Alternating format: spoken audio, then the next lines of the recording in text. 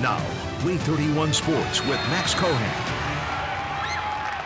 When Alabama lost to Texas here in Tuscaloosa, many said the Tide's season was over, but the team disagreed, winning every game since. And then facing their most important test of the season against LSU on Saturday night, the Tide took control of the SEC West with a 42-28 win, keeping their SEC championship dreams alive. Really great win for us, and this team has created an opportunity where now they got to make a choice. We've had two big games in a row here, and still got two SEC games left and another game. So you're going to make a choice about taking care of business or continue to take care of business in the future, because we can create an opportunity for ourselves and maybe win the West and maybe get in the SEC championship game, and who knows what happens from there.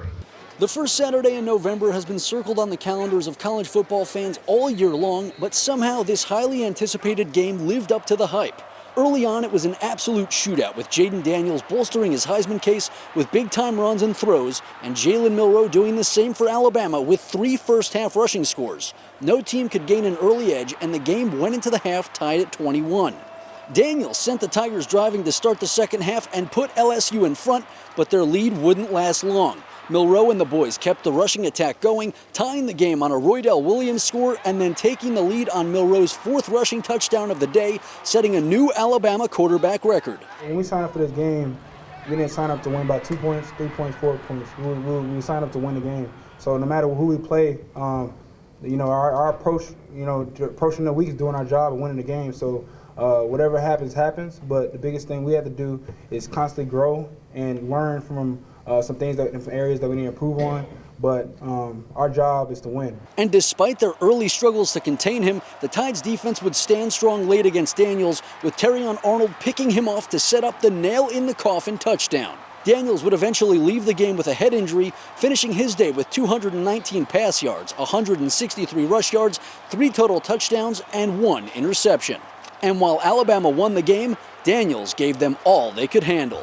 Well, I think that when you're playing in a game like this, you got to encourage the defensive players to keep playing. And I think the thing that got us when he ran for 160-some yards, and most of those were on pass plays. It wasn't like they were designed quarterback runs. We had spies on him. Spy couldn't get him on the ground. We rushed 4 guys. So the best success we had was actually rushing 5.